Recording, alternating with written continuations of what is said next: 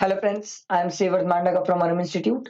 आज इस वीडियो में जितने भी सीए इंटर वाले स्टूडेंट हैं, सिर्फ सीए इंटर वाले स्टूडेंट जिनका मई में एग्जाम्स है, उनके लिए सर मैं इनकम टैक्स पेपर की स्ट्रैटेजी लेके आया हूँ। इस पेपर की स्ट्रैटेजी वाली वीडियो में मैं अभी आपसे जीएसटी वाली बातें नहीं करूंगा, मैं आपसे सिर्फ अभी इनकम टैक्स की बातें करूंगा। बट मेरी आपसे एक रिक्वेस्ट है, वीडियो थोड़ी सी लंबी है क्योंकि मेरे को आपको पेपर पैटर्न भी बताना है, किस टाइप के पेपर आते हैं, कैसा इंस्टीट्यूट कहाँ पर क्वेश्चन देती है, वो सब चीजें बतानी है। तो थोड़ी सी वीडियो लंबी है, बड़े पेशेंस से आराम से बैठ के सुनना और समझना, हड़बड़ाना नहीं, कहीं भगना नहीं, कुछ चीज स्किप नहीं करना, क्योंकि मैंने बहुत मेहनत से इस चीज को एनालाइज किया और एनालाइज करके मैं आपको अपने एक्सपीरियंस से चीजें शेयर करूंगा और इसे फ्रेंड्स तक शेयर करना। ठीक है, कोई भी हड़बड़ाहट नहीं करना, आराम से काम को लेके बैठ के सुनो और सीखो, क्योंकि अगर ये बातें आप सुन ली और समझ गए तो आप पेपर को समझ जाओगे। और अगर आप टैक्स के पेपर को समझ गए सर, तो आप चलते फिरते भगवान हो। कारण ये है सर, टैक्स का पेपर अगर आपने समझ गया तो आपका माइंडसेट जो टैक्स के पेपर से जाने से पहले का रहेगा ना, वो बहुत पॉजिटिव रहेगा। पॉजिटिव माइंडसेट के साथ जाओगे ना पेपर में, तो बिलीव मी, टैक्स का पेपर बेहतरीन जाएगा। स्टूडेंट क्या होता है, नेगेटिव एनर्जी के साथ टैक्स के पेपर में जाता है, बहुत डरा हुआ, सहमा हुआ, एंजाइटी के साथ, प्रेशर के साथ, तो वो टैक्स के पेपर की बैंड बज जाती है। वो उसकी गलती भी नहीं है। कारण ये होता है सर, उसे कुछ पता नहीं होता टैक्स के पेपर के बारे में।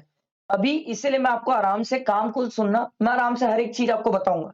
अभी मैं आपसे सिर्फ इनकम टैक्स की बात करूंगा, जीएसटी का मैं नेक्स्ट पार्ट में बता दूंगा, क्योंकि मेरे को लगता है सर इनकम टैक्स पहले बता देता हूँ। काफी वाइड होता है और सबसे ज्यादा स्टूडेंट की इस पे फटती है सर। तो बात अपन इनकम टैक्स की करते हैं, और अगर मेरी बात आपको अच्छी लगे तो इसे लाइक भी करना और फ्रेंड्स तक शेयर भी करना। लेट्स स्टार्ट, टाइम वेस्ट नहीं करते, बहुत इंपॉर्टेंट बातें हैं सर, ध्यान से सुनना। पहले मैं आपसे एकदम नील से स्टार्ट करता हूँ। पहले बात करते हैं हम एग्जाम में। एग्जाम में जब आप इनकम टैक्स के लिए जाओगे, सर पढ़ने की क्या स्ट्रैटेजी होनी चाहिए एग्जाम से एक दिन पहले, और कैसे पढ़ना है, ये सब की वीडियो मैं बाद में बना दूंगा सर, वो बात का मैटर है। अभी स्टूडेंट को ये है कि सर इनकम टैक्स में पेपर कैसा आता है, क्वेश्चन कैसे आते हैं, क्या आता है, ये जानना स्टूडेंट को भी बहुत जरूरी है। समझो मेरी बात। एग्जाम में क्या होता है, इनकम टैक्स के पेपर में आपको मिलता है 15 मिनट्स रीडिंग टाइम। यही कहानी है सर। अब बात ये होता है, ये 15 मिनट जो रीडिंग टाइम है ना, ये आपका डिसाइड कर देता है कि टैक्स का पेपर कैसे जाएगा। एक स्टूडेंट बोलता है सर क्या बात करते हो, 15 मिनट में कैसे पता चलेगा किसी का पेपर अच्छा जाएगा कि नहीं। सर ये डिसाइड कर देता है, क्योंकि ये 15 मिनट्स का जो यूटिलाइजेशन है, इसकी जो स्ट्रैटेजी होती है कि कैसे 15 मिनट्स में आपको इनकम टैक्स और जीएसटी का पेपर हैंडल करना है, ये बहुत एक सही पॉजिटिव आपका माइंडसेट डेवलप करता है। और इसी टाइम नेगेटिव माइंडसेट भी डेवलप होता है कि क्या हमें आता है क्या नहीं आता है। तो पहले तो ये समझो सर, ये 15 मिनट्स मालिक है। इन 15 मिनट्स को हमें बहुत सही तरीके से यूटिलाइज करना है। अब यूटिलाइज कैसे करना है, ये मैं आपको बताता हूँ। ठीक, ध्यान से सुनो। जब आपको ये 15 मिनट्स रीडिंग टाइम मिलता है सर, अपन को ये रीडिंग टाइम मिलता है, तो रीडिंग टाइम में एक चीज समझो सर, मैं आपको ये स्ट्रैटेजी समझाता हूँ, ध्यान से सुनना, एंड इट वर्क्स। सर आपको भी पता है सर, पहला तो होता है सर आपके लिए, अभी मैं सिर्फ इनकम टैक्स की बात कर रहा हूँ, ठीक है। एक होता है sir case scenario, case studies होती है, केस सिनेरियो बेस्ड क्वेश्चन होते हैं। ठीक, प्लस कुछ एमसीक्यू और भी होते हैं सर। मतलब basically sir case scenario question होते हैं, उसके बाद 4 एमसीक्यू और देती है institute. 5 case scenario based question 2-2 marks के, और 4 क्वेश्चन होते हैं एमसीक्यू 2 मार्क्स के, तो ये टोटल हो जाता है 18 मार्क्स का।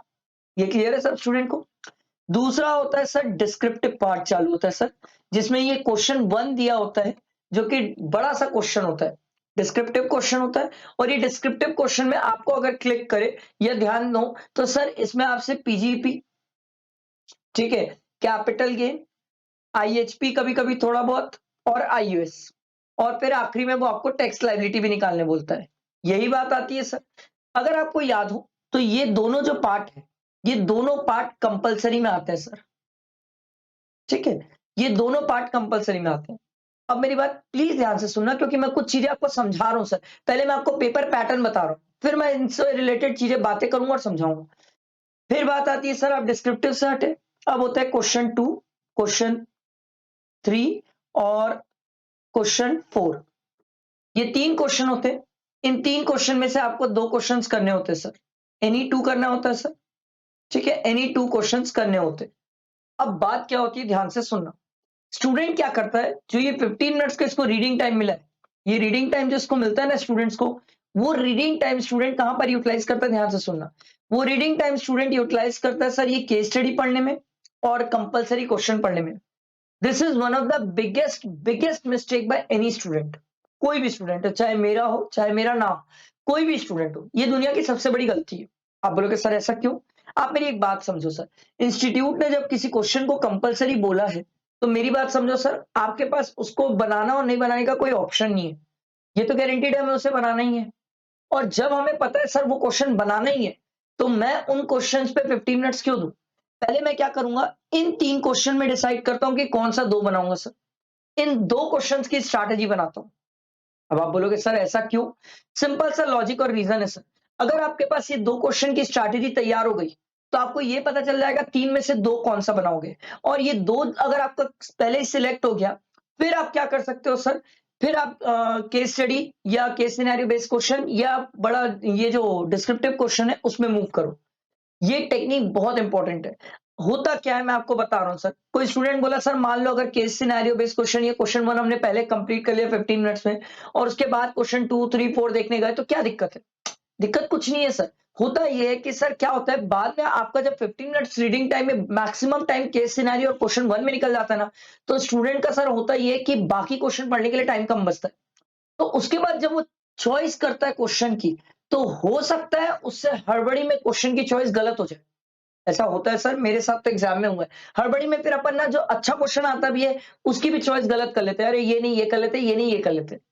तो let's make a choice at the starting कि हमें क्या बेस्ट करना है और उसके बाद हम उसमें मूव करते हैं जो डिस्क्रिप्टिव है जो हमें करना ही है। ठीक। अब बात ये आती है सर चलो ठीक है आप लोगों ने ये आपने ये तो बता दिया क्वेश्चन 1 जो रहता है वो सर डिस्क्रिप्टिव क्वेश्चन रहता है जिसमें बेसिकली 5 हेड्स और टैक्स लायबिलिटी की बातें करता है। फिर क्वेश्चन सर ये एक जो केस सिनेरियो बेस्ड रहता है, केस सिनेरियो बेस्ड की कहानी आपने ये बताई सर, एक तो केस सिनेरियो में 5 क्वेश्चन एमसीक्यू 4 मार्क्स 4 क्वेश्चन रहते हैं 2-2 मार्क्स के, ये टोटल 18 मार्क्स में निपट गया। यहां तक क्लियर? ये होता है 14 मार्क्स का। ठीक।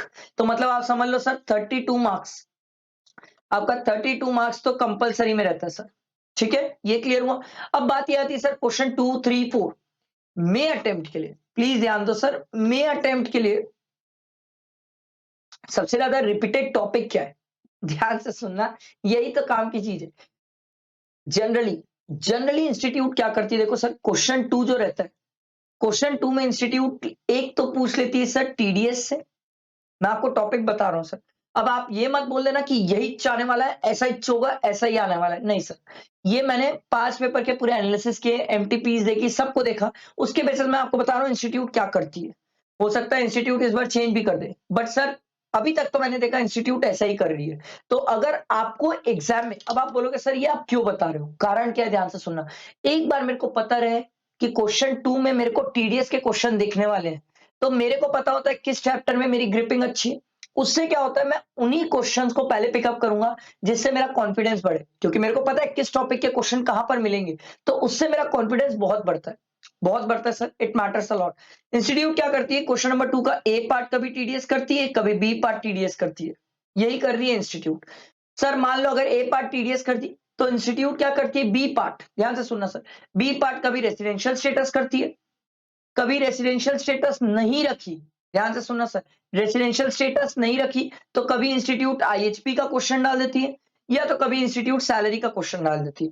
अब मेरी बात ध्यान से सुनना सर, अगर रेसिडेंशियल स्टेटस इंस्टीट्यूट ने क्वेश्चन 2 में रख दिया, तो गारंटीड है सर क्वेश्चन 3 में या तो आईएचपी होगा ए वाला या तो सर सैलरी होगा। अब बात ध्यान से सुनना सर कि आईएचपी और जो सैलरी है सर, ये दोनों नहीं आता है नहीं नहीं, ये दोनों नहीं आता है सर। इंस्टीट्यूट क्या करती है इसके साथ ऑल्टरनेट पे खेलती है, कभी आईएचपी पूछती है, कभी सैलरी पूछती है, कभी आईएचपी पूछती है, कभी सैलरी पूछती है। वो इंस्टीट्यूट पे डिपेंड करता है कि वो क्या जाती है। बट एक बार है सैलरी और एक बार आईएचपी, मैंने देखा है सर 5 पेपर के कि एक बार आईएचपी हुआ तो एक बार सैलरी हुआ, एक बार आईएचपी हुआ एक बार सैलरी हुआ। बट ऐसा कोई गारंटी नहीं है कि लगातार 2 बार सैलरी नहीं हो सकता। तो मैं आपको ये बता रहा हूँ क्वेश्चन 3 में आपको आईएचपी या सैलरी देखने को मिलेगा।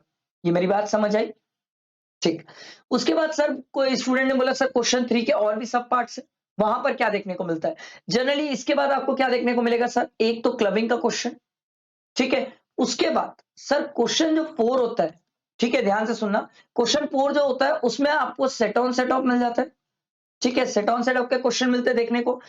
उसके बाद अच्छा 3 में आप बोलोगे सर बी और सी पार्ट भी तो होता है, एक तो क्लबिंग हो जाती है और एक सी पार्ट में कोई बार कोई भी क्वेश्चन कुछ भी पूछ सकता है वो, ठीक है। जनरली मैं आपको फॉर्मेट बता रहा हूं कि ये क्या होता है। फोर्थ में आपको सेट ऑन सेट ऑफ मिल जाएगा, सेट ऑन सेट ऑफ का क्वेश्चंस मैंने मे अटेम्प्ट में बहुत देखा सर। मे अटेम्प्ट में clubbing, set on set of, ठीक है। इसके बाद जो बवाल मचा के रखा है वो है कैपिटल गेन।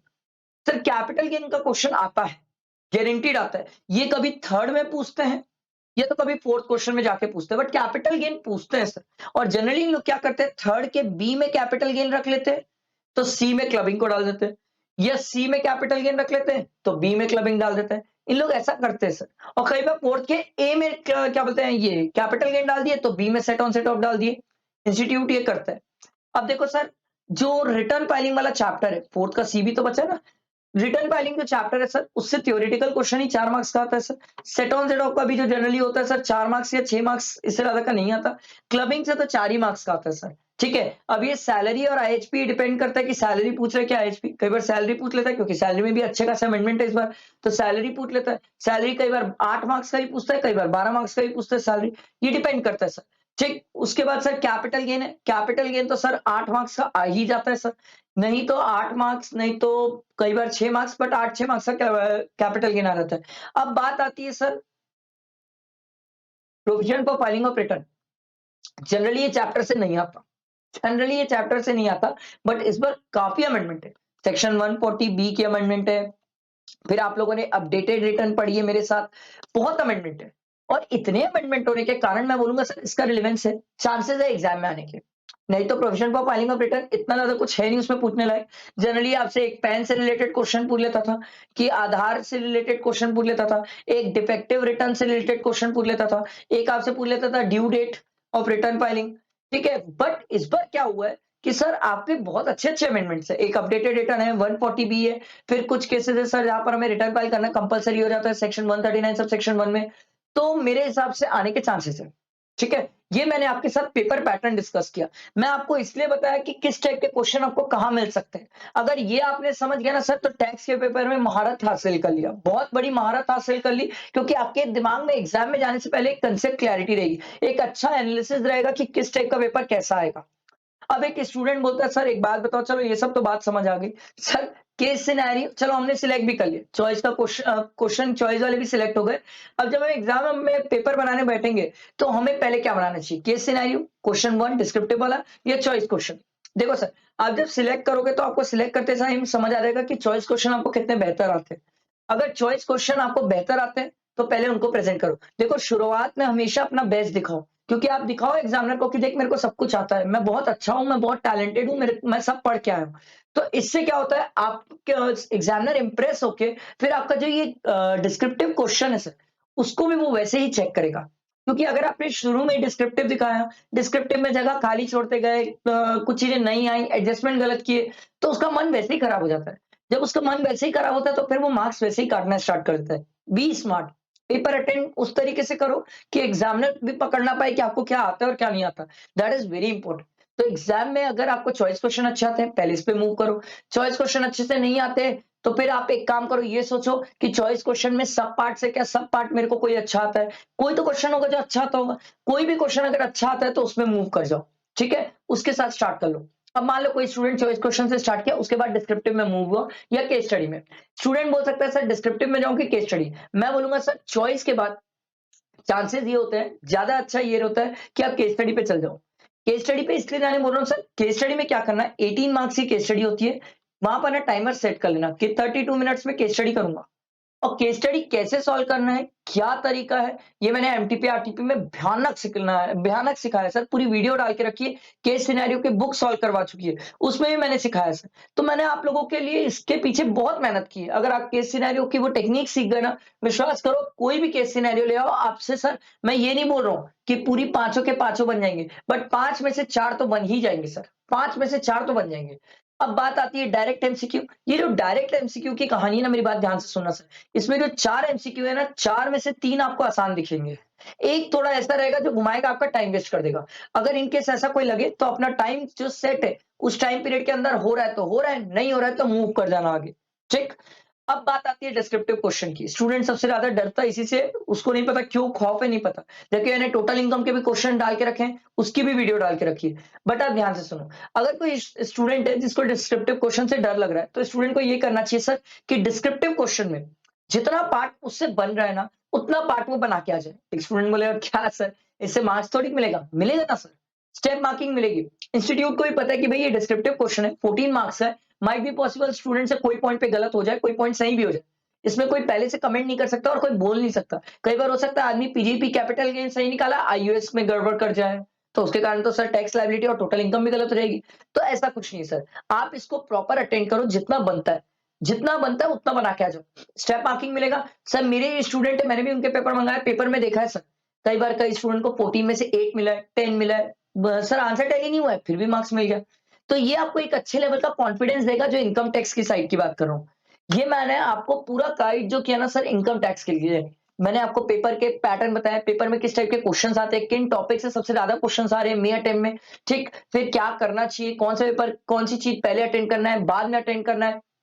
एक स्टूडेंट का बहुत फ्रीक्वेंट क्वेश्चन है, सर हैंडराइटिंग मैटर करती है क्या? मैं बोलूंगा नहीं, इतनी मैटर नहीं करती, बट ऐसा भी मत लिखना कि मतलब वो भगवान को भी ना समझ आए, ऐसा भी ना लिखियो सर, कम से कम ऐसा लिखना कि थोड़ा समझ आ जाए, बट हैंडराइटिंग इतनी ज्यादा मैटर नहीं करती है। सर लाइंस आप ड्रॉ करिएगा, हाथ से ड्रॉ करो ज्यादा अच्छा है, स्केल से ड्रॉ करोगे तो टाइम वेस्ट बहुत ज्यादा हो जाता है, स्केल से उठाओ फिर ड्रॉ करो, ये सब टाइम वेस्ट होता है सर। हाथ से ही सीधी लाइन ड्रॉ करने की आदत डालो, उसी से ड्रॉ करो और मूव करो। ये मैंने आपको इनकम टैक्स वाले पार्ट का पूरा समझाया। आई होप आपको मेरी बातें समझ आई होगी, बहुत अच्छे से क्रिस्टल क्लैरिटी हुई होगी। इन केस अगर फिर भी अगर आपको कोई लग रहा है, कोई पॉइंट है जो चीज नहीं समझ आ रही है, कोई चीज डाउट है, दिक्कत है, तो आप डिस्क्रिप्शन में सर सॉरी कमेंट करके आप मुझसे पूछ सकते हो, मैं आपको जरूर रिप्लाई करूंगा, नहीं तो टेलीग्राम में पिन कर देना मैसेज, तो भी मैं रिप्लाई कर दूंगा। जो चैनल बना हुआ है, ग्रुप बना हुआ है। अच्छा एक खास बात, ये जो मैंने आपको पेपर पैटर्न का कुछ कुछ समझाया, क्वेश्चन 2, 3, 4, इसमें जो बताया बातें ये ध्यान रखना। जैसे मे अटेम्प्ट के लिए सर ज्यादातर इंस्टीट्यूट टीडीएस तो आएगा सर, टीडीएस इस बार आएगा, गजब अमेंडमेंट है, टीडीएस मत छोड़ देना सर, रिटर्न फाइलिंग मत छोड़ देना, आने के बेहद चांसेस है। Set on set of sir पता नहीं मेरा टाइम में पेटेंट क्वेश्चन है, क्लबिंग का 4 मार्क्स का क्वेश्चन आ जाता है सर, रेसिडेंशियल और सैलरी ये दोनों में से ऑल्टरनेट खेलती है इंस्टीट्यूट, अब ये तो डिपेंड करेगा सर इस बार क्या पूछेगी, बट रेसिडेंशियल स्टेटस का क्वेश्चन आ जाता है। रेसिडेंशियल स्टेटस का क्वेश्चन इस सेंस में आता है कि पहले तो आपको बंदे का रेसिडेंशियल स्टेटस निकालने बोलेगा, फिर टोटल इनकम भी निकालने बोल देगा, तो इस टाइप से क्वेश्चन आते हैं। ठीक है, हड़बड़ाओ मत, मैं आपसे एक ही रिक्वेस्ट कर रहा हूँ, एग्जाम पास है, हड़बड़ाओ मत। मैं आप लोगों के साथ बैठ के मेहनत कर रहा हूँ ना, क्यों हड़बड़ाते हो सर? ऐसा तो नहीं है मैं सरेंडर करके सब कुछ बंद कर दिया, मैं पिछले 1 महीने से पूरे आप ही लोगों के लिए मेहनत कर रहा हूँ। इतनी सारी इनकम टैक्स जीएसटी की वीडियोस डालो, बाप रे बाप, इतनी इतनी मेहनत कर रहे हैं। जब अपन साथ में मेहनत कर रहे हैं तो हड़बड़ा क्यों रहे हो? आखिरी टाइम डरो मत ना, विश्वास रखो, पेपर पैटर्न डिस्कस कर रहे हैं, कैसे एग्जाम से एक दिन पहले पढ़ना है ये डिस्कस करेंगे। एग्जाम से एक दिन पहले मैं आप लोगों के साथ दिन भर रहूंगा, सब चीज होगी, बस आपको हड़बड़ाना नहीं है, काम कूल रहना है, प्रेशर नहीं लेना है, टेंशन नहीं लेना है, रिलैक्स रहना है। ठीक, आई मेरी बात समझ? तो ये मैंने आप लोगों के साथ इनकम टैक्स से रिलेटेड स्ट्रैटेजी डिस्कस की। आई होप ये आपको बहुत हेल्प करेगी, बहुत काम आएगी। और एट लास्ट जाते जाते मैं आपको एक चीज बता रहा हूँ, इनकम टैक्स का पेपर सर 2 घंटे से ज्यादा नहीं लेना। आप बोलोगे क्यों सर? अरे क्या बात कर रहे हो, 3 घंटे का पेपर होता है। अरे भैया जीएसटी जिंदा है, जीएसटी के लिए भी 1 घंटा दोगे ना। अब क्या ऐसा थोड़ी कि जीएसटी 15 मिनट में लिख लोगे? सर जीएसटी भी थोड़ा सा बड़ा होता है, इतना भी मत करना। तो 2 घंटे में हमें इनकम टैक्स का टारगेट रखना है। स्टूडेंट को एक सिंपल सी बात बताता हूँ, कई स्टूडेंट मेरे से ये पूछ रहे हैं सर आखिरी टाइम में क्या पढ़े, क्या करें, कैसे करें, कुछ करें, कुछ बता दो। एक ध्यान से बात सुनना, अगर आप लोग पहले सब पढ़ चुके हो, रिवीजन हो चुका है, पहली चीज, पहली प्रायोरिटी होनी चाहिए स्टूडेंट के रिवीजन की, रिवीजन कंप्लीट करो। दूसरा, आरटीपी, एमटीपी, ये सॉल्व करो सर। और ये 3 अटेम्प्ट की, मतलब अभी आप जो करंट अटेम्प्ट दे रहे हो और इससे पहले के 2 अटेम्प्ट, मतलब मई 2022 तक की 3 अटेम्प्ट तक की इसको सॉल्व करना है सर। काहे? सिंपल सा रीजन है सर, 3 अटेम्प्ट तक अगर आप इसे सॉल्व करते हैं तो आपको ग्रेट लेवल ऑफ कॉन्फिडेंस होएगा और समझ आएगा सर कि किस टाइप के पेपर्स आ रहे हैं। इसके बाद आप एक बार क्वेश्चन पेपर्स देख सकते हैं कि इंस्टीट्यूट वाकई में क्वेश्चन पेपर कैसा पूछ रही है। अब देखो इसमें एमसीक्यू तो नहीं मिलेगा क्वेश्चन पेपर में, बट बेसिकली आपको डिस्क्रिप्टिव क्वेश्चंस पूरे मिल जाएंगे। तो ये हो जाए। अब स्टूडेंट कोई बोला सर मैं तो ये सब कंप्लीट करके बैठा हूं, आप ये कंप्लीट करके बैठे हो, वापस फर्स्ट पॉइंट पे आ जाओ। First second third repeat, first second third repeat, यही सिस्टम है, यही तरीका है, ऐसे ही पढ़ना है टैक्स। आखिरी टाइम इसी तरीके से चलिए, बिल्कुल गारंटीड आपका टैक्स हो जाएगा, कहीं कोई पॉइंट नहीं छूटेगा, कहीं कोई दिक्कत नहीं आएगी, बहुत कॉन्फिडेंस के साथ टैक्स के पेपर में जाओगे और विश्वास रखो सर बहुत अच्छा जाएगा टैक्स का पेपर। डरो मत, बस बस डरो मत, आखिरी टाइम डरो मत, नहीं तो चीजें बिगाड़ दोगे। ठीक है, आई होप मेरी बातें समझ आई होगी। सर फ्रेंड्स तक शेयर करना, लाइक करना अगर मेरी बातें समझ आई तो। ठीक है, चलो थैंक यू फ्रेंड्स।